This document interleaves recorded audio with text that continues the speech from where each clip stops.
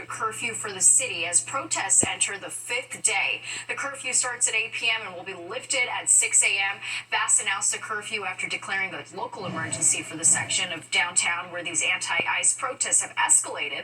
It's an area encompassing 1 square mile, but the mayor says 23 businesses in that zone have been looted over the past few days. And in the last hour, we heard from California Governor Gavin Newsom slamming the Trump administration's immigration policies. Look, this isn't just about protests here in Los Angeles. When Donald Trump sought blanket authority to commandeer the National Guard, he made that order apply to every state in this nation. This is about all of us. This is about you. California may be first, but it clearly will not end here. Other states are next. Democracy is next. Earlier today, a federal judge denied an urgent request from Newsom to block Trump and the U.S. Department of Defense from sending more National Guard troops and Marines into L.A. Instead, the judge scheduled a hearing on the matter for Thursday. All right, now to our other big story, primary night in the Garden State. That's right, and the polls closing at 8, and in less than an hour, there were already winners in the hotly contested gubernatorial primaries, all of it starting with Republican Jack Ciattarelli being declared the winner of the GOP primary for governor, overwhelmingly beating out his 4 other Republican rivals. All right, then it was the Democrats' turn. Congresswoman Mikey Sherrill rising to the top of the crowded Democratic contest to be declared the winner of her party's primary. So, what did tonight's results mean for the more than 6 million registered voters in New Jersey? That's why Fox 5's Morgan McKay is here now. And it was nice having everything wrapped up in an hour. I was going to say, it was a quick primary night. I don't think we're expecting the same thing 2 weeks from now for the New York City mayoral race. But Jack Ciattarelli easily winning the Republican primary gubernatorial race tonight. Now, his win was called just shortly after polls closed tonight at 8 p.m. Ciattarelli defeated 4 other Republicans for the nomination. Ciattarelli lost to Governor Phil Murphy only by 3 points in 2021. He was endorsed by President Donald Trump last month. Both Ciattarelli and talk radio host Bill Spadea were vying for Trump's endorsement in the race, but Trump ultimately chose Ciattarelli, saying he was the best candidate to flip the state red. However, it's unclear if Ciattarelli will lean into those ties in the November general election. Here was Ciattarelli just a short time ago speaking to supporters. We won because our campaign is about people, not politics. It's about vision, not division. We won because of our positive energy. We won because we talked about the issues that matter, the critical issues facing our state, and my plan for a safer, more prosperous, and affordable New Jersey. But Ciattarelli's stance on President Trump is in direct contrast with his now Democratic opponent, Congresswoman Mikey Sherrill, who's already been running ads warning voters that Ciattarelli will only advance Trump's policies. Congresswoman Sherrill beat out 5 other Democratic candidates to secure the nomination. She was leading in the polls headed into the primary, but many experts still predicted it could be a close election. Sherrill has an extensive background. She's in her 4th term in Congress, flipping a seat in 2018 that was long held by Republicans. She's a former Navy helicopter pilot and a former federal prosecutor, and she was the only female candidate running for governor. Sherrill positioned herself as the best candidate to not only win the primary, but also challenge President Trump, describing her leadership style as ruthless competence.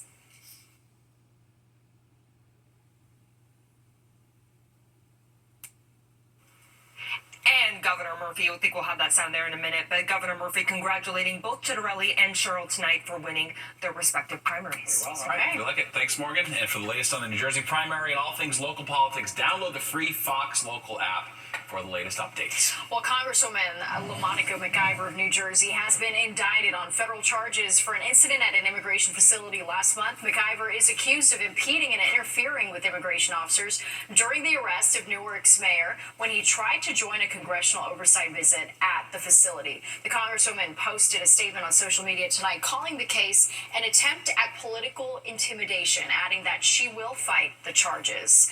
Okay, turning to the weather now, a rainy day turning into a dry night. That's right, and heat and humidity are waiting in the wings. Let's check in with meteorologist Nick Gregory for the latest tomorrow after, look at some pretty decent rainfall totals. Yeah, we got a good soaking. This morning, it really was coming down right through about lunchtime, and then things kind of quieted down after that. But we'll look at White Plains, sort of the winner of the bunch there with 3/4 of an inch of rain, almost half an inch in the city, and about the third of an inch to a quarter of an inch just about everywhere else. And rain's pretty much done now. We're in the 60s north of town, even low 60s there at Sussex. Still 76 at Newark at this hour, though. Back to the 60s across Long Island into Connecticut. Wind now veering more to the west. It's either calm or it's light at about 5 miles per hour. Eventually it comes back out of the southwest as we move on into tomorrow. And again, we had a couple of showers during the early evening hours. We talked about that, kind of moving across the northern suburbs, and they quickly kind of disappeared. And now we're drying out. And look at the big area of clear weather that goes all across the Ohio Valley, all the way back in the middle part of the country. And that's going to be ours. We're getting a couple of days of some decent weather. Of course, that means the weekend may have some problems. We'll talk about that later on. But overnight, we're going to see that clearing sky come in, and it'll be pretty comfortable. We're talking mostly mid and upper 50s, northern and western suburbs, to about middle 60s in town, low 60s Jersey Shore onto the island. Tomorrow warms up like a summer preview again. Low to some middle 80s. It'll stay a little bit cooler on the east end there in the lower 70s. And then tomorrow night still stays nice. We'll talk about temperatures mostly in the 60s to about 70. And then here's the hot day. Somebody's going to hit 90 like Newark on Thursday. And the rest of the area pretty much upper 80s, a little bit cooler again as you head to the shore. One thing we do have to watch is maybe for a shower or a little thunder shower early Thursday evening. Tonight clearing it out, 64 in the city. Again, 50s to lower 60s in the cooler northern western suburbs. Tomorrow, beautiful sunny day and a warmer day too. We'll be up to 80 by lunchtime and mid-80s in the afternoon. Steve and Natasha. Very well. All right, thanks, Nick. Well, after 4 days of deliberations, the transit engineers have ratified a new contract ending a 5-year dispute that included a 3-day strike last month. The 7-year deal is retroactive to 2020. It includes a pay increase that will raise hourly wages to more than $50 per hour, along with retroactive wages and a signing bonus. New Jersey transit officials call the deal fair and fiscally responsible. Well, the owners of 2 pit bulls who attacked a Chihuahua on the Upper West Side ignoring a court order today. He was supposed to be home this morning to turn his dogs over to police, but as Fox 5's Arthur Sheehan reports, when they showed up, no one was there. In another apparent act of defiance, the NYPD arrived at the home of Joseph Columbus, the man walking with the 2 pit bulls at the center of the attacks that have terrorized the Upper West Side, allegedly killing a dog in January before allegedly mauling Penny, the small Chihuahua, last month.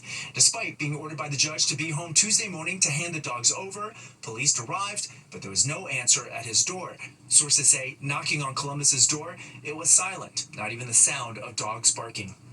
None of this surprises me. This is who he is, and this is why we're here, because he doesn't want to take responsibility for anything, and he just wants to leave a wake of victims and assume that there'll be no consequences for any of this. Fox 5 was there Monday when Columbus came out of day 1 of the civil trial in the case. In court, his lawyer was combative with the judge, who demanded to know why Columbus defied an order by the health commissioner issued in March to muzzle his dogs and not to walk them together. On May 3rd, the 2 dogs were being walked together and not muzzled. His lawyer was equally defiant to us when we asked about it. His other dog killed another dog in January, right? Allegedly. Allegedly. Also, That's my dog. There's no allegedly. Was this your dog? Yes, it was. Meanwhile, while the NYPD couldn't find Joseph Columbus Tuesday, Penny and her owner were front and center in Albany, lobbying for owners of dogs to be able to file police reports when their dog is brutally attacked, and for the criminal prosecution of negligent dog owners. Penny's family had to pay $12,000 in vet bills and say the local police precinct refused to let them file a police report. Last Wednesday, the judge ordered Columbus to hand the 2 pit bulls over to the NYPD. On Monday, learning he had not done that, she was furious and in court demanded that he be home Tuesday morning at 6 a.m. for the NYPD to come. He wasn't. Now, all parties are due back in court this Friday, and those watching this case are curious to see how the judge will react to this latest development. On the Upper West Side, Arthur Chien, Fox 5 News. And some new stats from the Postal Service about dog attacks. The USPS says there were more than 6,000 cases of dogs attacking employees last year in their National Dog Bite Rankings report. USPS encourages dog owners to track their packages through their informed delivery service and secure their dogs before packages arrive. Now to a big shakeup at the CDC. All 17 members on the Advisory Committee on Immunization Practices have been ousted. Health and Human Services Secretary RFK Jr. plans to replace them with his own picks. The committee is tasked with advising the CDC on the best practices for vaccines. Some members of the committee say that they were informed of their removal yesterday, but they were not given a reason why. And in the wake of ICE protests happening around the country and in the city, a new push. The investigation members of City Council are calling for. And one instrument stolen in a heartless heist from the rock group Heart in Atlantic City, we're happy to report, has been found. New tonight, an update to a story we first brought you last week at 10. One of the instruments stolen in a heist from the rock group Heart has been recovered. Police say 57-year-old Garfield Bennett stole the two instruments in Atlantic City earlier this month, where the group was getting ready for a show. Well, now officers say that they have tracked down the stolen guitar, but they're still looking for the remaining mandolin. But that is good news. Yeah. All right, Nick, hopefully the prosecutors go crazy on him, right? Crazy on you. Yeah, exactly. Good tune. Well, hopefully our weather's going to be playing a good tune here for the next couple of days, and it will. We're getting a little summer preview coming our way. So, again, earlier, we had a couple of showers that kind of marched across some of the mostly northern suburbs. They kind of disappeared now. So that clearing trend is now going to be the story, and you can see in the wide view, there's really not much else happening as we go westbound. In fact, again, look as you go across the Ohio Valley into the middle part of the country, it's pretty quiet. It's going to stay that way, too. Showers and thunderstorms are just off to the south here, and so we're going to leave those, again, off out of our forecast for at least a couple of days, while showers also will continue in some of the western states. So let's take a look at our futurecast here. Again, the sky is going to be clearing out overnight, and pretty mild temperatures, mostly upper 50s to middle 60s. Tomorrow, lots of sunshine comes into the forecast. It'll be a warm day, mostly middle 80s in a lot of spots. Again, of course, cooler at the coast, particularly eastern Long Island. We'll have a good amount of sunshine Thursday, but look what happens in the afternoon and evening. There might be a couple of stray showers and a couple of thunder showers moving in, particularly in the northern suburbs as we get on into the forecast. So that's something to keep in mind for Thursday. That may happen again later Friday, and as I alluded to earlier, the weekend is not looking promising at this point. But let's think about the positive. That'll be into tonight and tomorrow. 50s to lower 60s, North Jersey, Hudson Valley to Connecticut. Low 60s pretty much along the coast to middle 60s, Jersey Shore to the city. Tomorrow, here we go. Look at that, mid-80s in town. A lot of areas in the mid-80s, actually, and maybe even a couple upper 80s inland.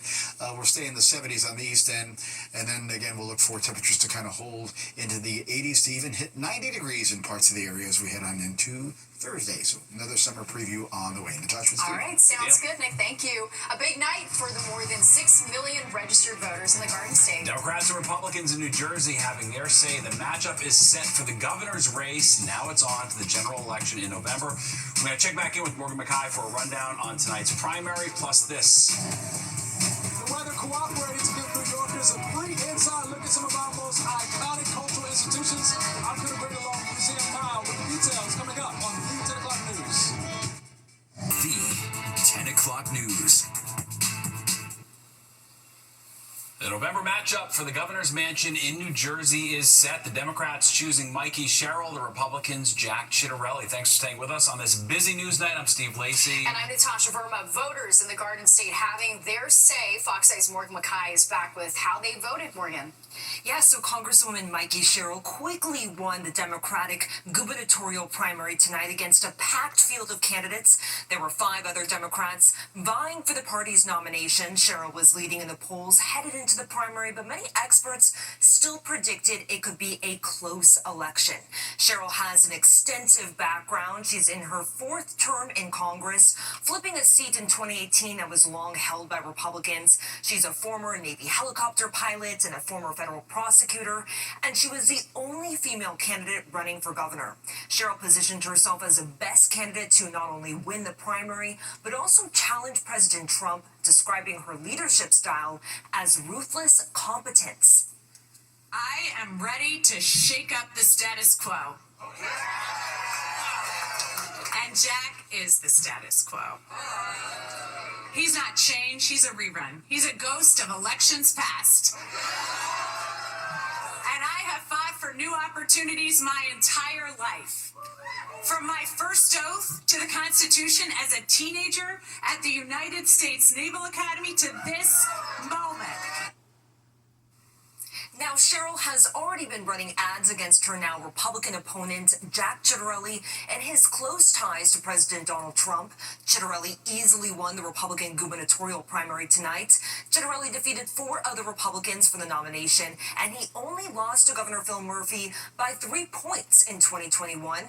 He was endorsed by President Donald Trump last month. Both Ciattarelli and talk radio host Bill Spadea were vying for Trump's endorsement in the race, but Trump ultimately chose opposed Chitterelli, saying he was the best candidate to flip the state red. However, it's unclear if Chitterelli will lean into these ties in the November general election. Here was Chitterelli just a short time ago speaking to his supporters.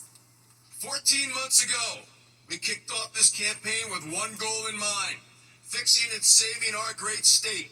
Tonight, we took the next step in achieving our mission with a clear and convincing primary victory. Tonight, because of you, we won all 21 New Jersey counties. And Governor Phil Murphy congratulating both Chitterelli and Sherrill tonight for winning their respective primaries. Absolutely. All right, Morgan, thank you so much. And for the latest on tonight's primary and the upcoming general election, you can download the free Fox Local app. Former Governor Andrew Cuomo picking up a big endorsement tonight in the New York City mayor's race. Former New York City Mayor Mike Bloomberg says he's supporting Cuomo, writing on social media that the former governor's experience and government know-how stand above the other candidates. Cuomo reportedly secured Bloomberg's support. After months of conversation between their top aides, Cuomo is facing a crowded Democratic field in the June 24th primary. And back to our breaking news, Sky Fox live over Federal Plaza in Lower Manhattan, where more anti-ICE protests have been taking place. Police say several people were taken into custody earlier this evening. We're hearing more arrests are being made. It's unclear yet the number of people arrested or the charges they're facing, but you can see the sidewalks are clear, but a lot of people out tonight in protest. And in the wake of the ICE-related protests breaking out across the country and here at home, there's a new push from City Council. All right, Speaker and mayoral candidate Adrienne Adams, along with Councilmember Gail Brewer, want the Department of Investigations to look into whether the NYPD is sharing information with ICE. Fox 5's Jessica Formoso is live in the newsroom tonight with the latest. Jess. Steve and Natasha, that's right. Both say New York City is a sanctuary city. Therefore, local authorities cannot participate in federal immigration enforcement. They were questioning a few cases where migrants were arrested by the NYPD and days later ended up in ICE custody. Our laws must be followed. City Council Speaker Adrienne Adams and City Council member Gail Brewer requesting a probe into whether or not the NYPD has been violating the city's sanctuary laws. Reports that NYPD collaboration and information shared with federal agencies being used in civil immigration proceedings are disturbing. They indicate disregard for New York City law. Adams and Brewer, who is the chair of the Oversight and Investigations Committee, sent this letter to the Department of Investigation. It reads in part, quote, "These incidents appear to have resulted in multiple people being detained or sent to the prison in El Salvador without due process." The letter cites the case of 19-year-old Merwil Gutierrez Flores, who on February 24th was arrested in the Bronx. However, according to published reports, he was never prosecuted, and a day later, the FBI took custody and handed him over to U.S. Immigration and Customs Enforcement. However, Homeland Security says Flores is involved with the dangerous Venezuelan gang Tren de Aragua. According to DHS records, after his arrest by the NYPD, he was charged with criminal possession of a weapon, criminal possession of stolen property, and unlawful possession of certain ammunition feeding devices. Records also indicate that a day later, he was turned over to ICE, and on March 15th, he was removed to the notorious jail in El Salvador. You have to go to court. You have to have lawyers on both sides, and you have to have a process that needs to be followed. And maybe he's a gang member, and if he committed any crime, he should do his time here in the United States. A spokesperson for the NYPD tells Fox 5 the NYPD does not engage in civil immigration enforcement, period. As it has for many years, the NYPD works with local, state, and federal law enforcement agencies on criminal investigations, including work on federal criminal task forces. That work is critical to getting dangerous individuals out of our communities, protecting our city from terrorism, and keeping our families safe. The letter to DOI was sent today. Councilmember Gail Brewer says she has not heard from investigators, but hopes she will very soon. Steve and Natasha. All right, thanks, Jess. Well, going deeper into some of the craziest true crime stories to ever grip New York City. The new TV series one former detective is bringing to the screen, plus this. It's graduation season, and one high school has you seeing double more than a dozen times. I'm Jody Goldberg on Long Island. That story coming up. When it comes comes to true crime, there's no shortage of gripping real-life cases right here in New York City, and a fascinating TV series is bringing viewers beyond the crime scenes. Good Day Wake Up anchor Dan Bowens has more on some of these investigations being featured on New York Homicide.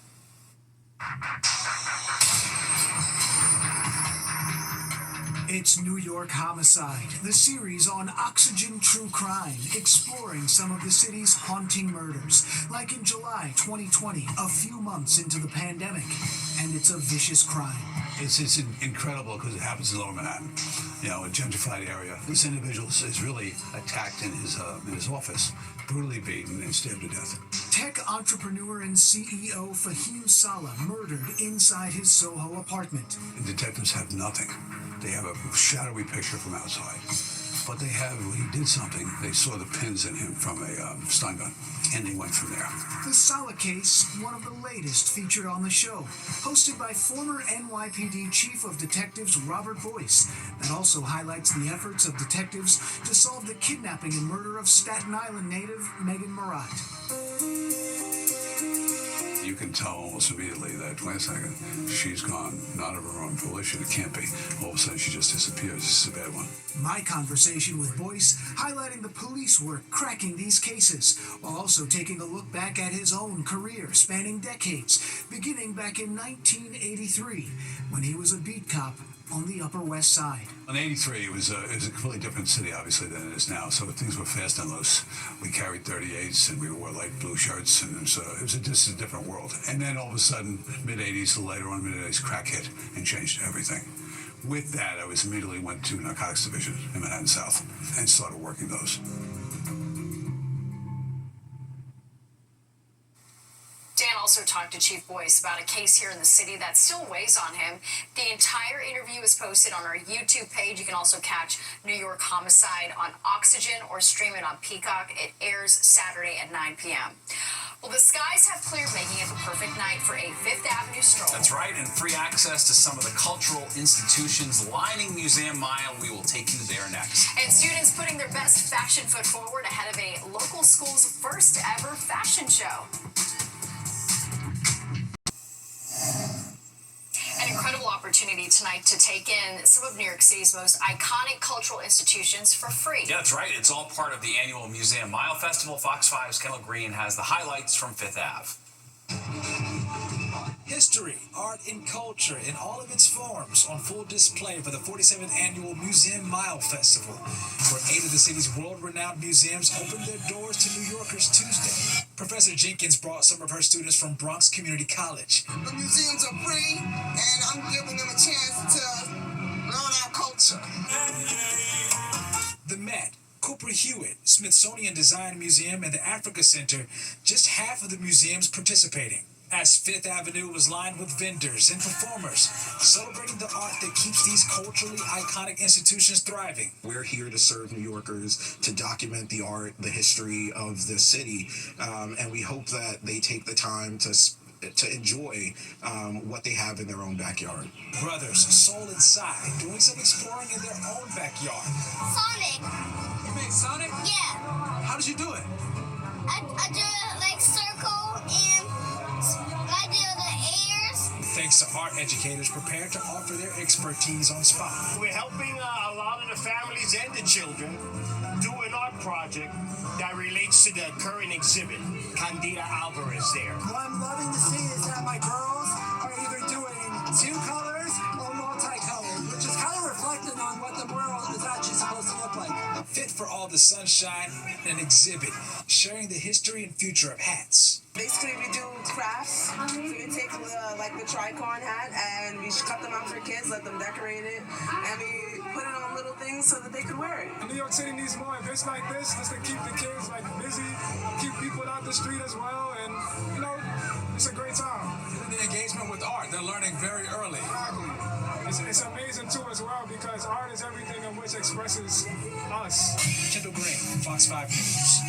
It's a great way to experience the Museum Mile. For sure, So much to do. An awesome night for it after a rainy start to the day. Let's go to Nick for a look at the forecast.